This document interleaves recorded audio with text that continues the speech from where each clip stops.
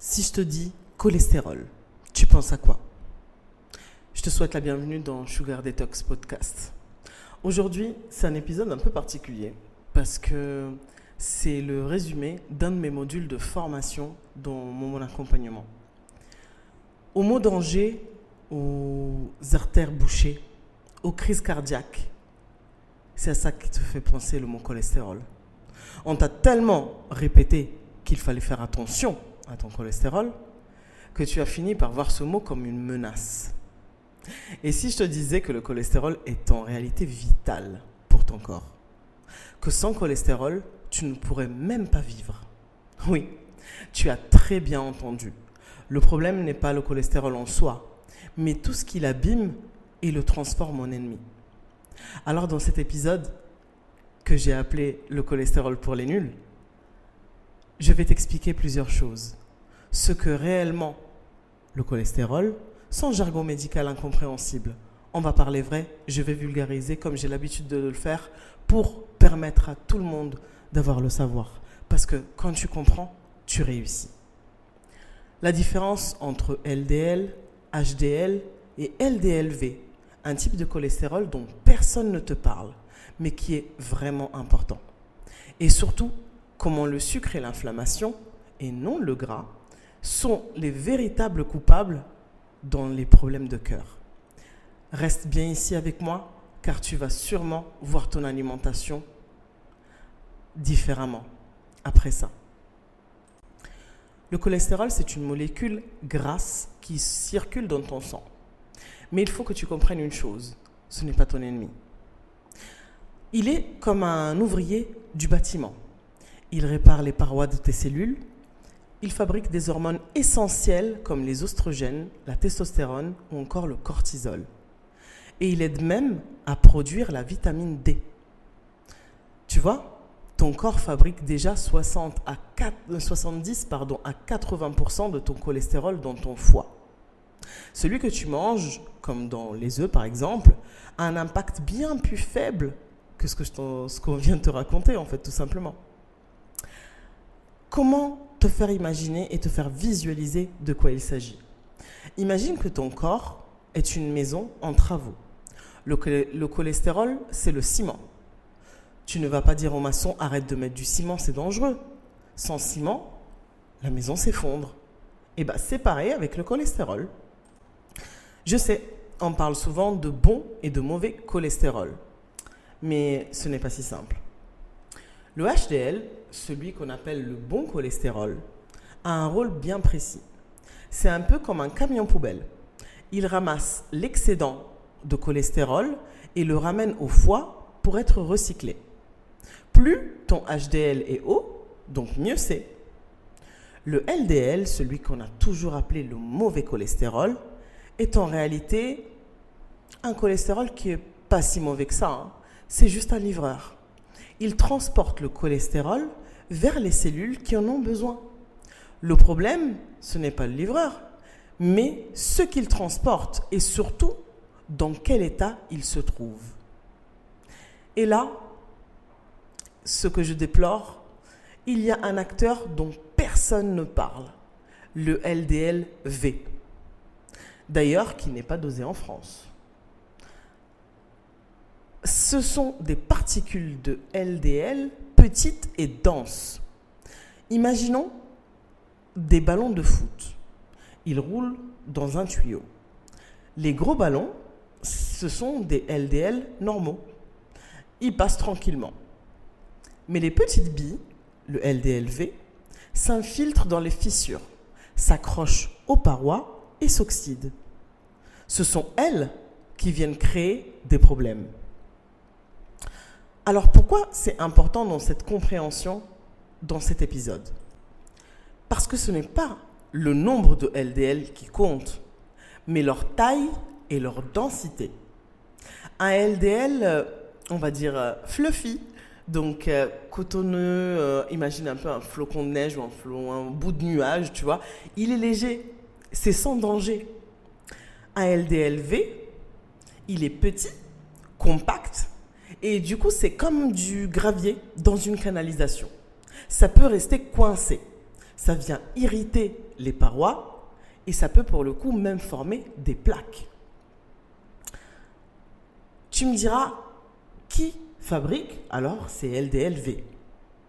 Non, ce n'est ni l'avocat, ni l'huile d'olive, ni le jaune d'œuf. C'est le sucre. Étonnant, hein?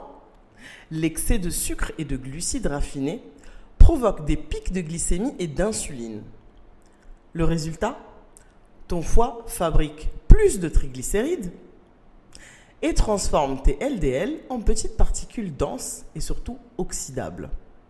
C'est pour ça que les gens qui mangent light mais sucré ont des analyses catastrophiques. Et dans ma lancée, j'aimerais venir détruire 3 idées reçues sur le cholestérol. La première, manger du cholestérol, c'est dangereux. Bien entendu, c'est faux. Manger un œuf ne va pas boucher tes artères. Le cholestérol que tu manges a très peu d'impact sur ton cholestérol sanguin. La deuxième, le gras, c'est le problème. Encore faux. Les graisses saines, comme le beurre de qualité, les noix, le saumon, améliorent ton profil lipidique. Et la troisième idée reçue, il faut absolument un cholestérol bas. Et là, non seulement c'est faux, mais c'est dangereux pour ta santé en général. Des études montrent qu'un cholestérol trop bas augmente les risques de dépression, de déséquilibre hormonal et même de mortalité. Ça te fait réfléchir? Alors encore une fois, je pense que cet épisode va être banni ou supprimé, comme on a essayé de supprimer mon application de Google ou autre chose, parce qu'il va être censuré. Parce que je vais encore dire une vérité qui dérange. Le cholestérol n'est pas le pompier qu'on accuse d'avoir déclenché l'incendie. Quand tu as de l'inflammation dans tes artères, causée par le sucre, les huiles industrielles et le stress, ton corps envoie du cholestérol pour réparer. Et quand ces réparations se multiplient, ça forme des plaques. Donc, la vraie question, ce n'est pas comment baisser mon cholestérol. Et si nous réfléchissions plutôt à comment réduire l'inflammation? Alors, je sais, tu es souvent face à un médecin ou des professionnels de santé qui font tout pour te dire qu'il faut baisser ton taux de cholestérol élevé. Moi, je n'ai pas envie de te dire de le baisser, j'ai envie de te dire comment l'améliorer, l'optimiser. Optimiser ton profil lipidique. Tu imagines bien que la première clé, c'est la réduction du sucre et des glucides. Que je te rappelle, c'est le premier facteur des LDLV. Apprends à manger des graisses saines, de l'huile d'olive, de l'avocat, des poissons gras, des viandes grasses. Et bien entendu, bouge et respire. L'activité physique augmente ton LDL et réduit les triglycérides. Allez, petit bonus. 4e clé, télécharge Sugar Detox App. Elle est revenue, elle n'a plus de bugs et je suis ravie parce que ça a été un combat. On a été même supprimé par Google, je t'en parlerai bientôt. Ça a été un combat de titans, mais Riri 1, Google 0. Enfin bref.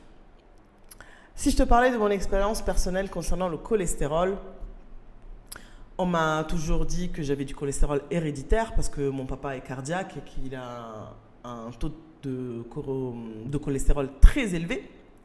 Et pour le coup, aujourd'hui, t'imagines bien qu'à 70 ans, c'est pas maintenant qu'il changera d'avis sur le fait que son médecin, avec ses statines, ses injections et tout le reste, a raison. Donc à l'époque, je me rappelle que j'avais du coup une diététicienne qui me demandait du coup d'arrêter le gras et de manger light. Et bah mes analyses étaient catastrophiques. J'avais beaucoup de triglycérides et mon LDL était trop élevé. Et je suis sûre que si j'avais pu tester le LDLV, il aurait été aux étoiles. Et le jour où j'ai enlevé le sucre, que je suis passé en alimentation cétogène, tout a changé.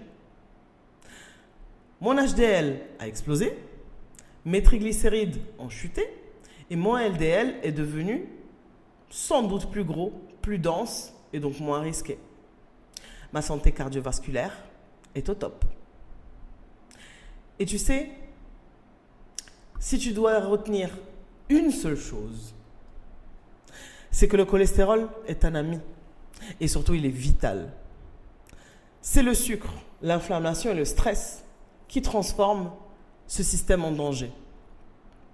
Alors la prochaine fois que tu entendras le gras c'est mauvais, pense à ton HDL, à ton LDL, mais surtout à ton LDLV. Et si tu as des questions, n'hésite pas à les laisser en dessous de cette vidéo, de ce podcast. Surtout, abonne-toi pour ne pas louper les prochains épisodes et à bientôt. Prends soin de toi.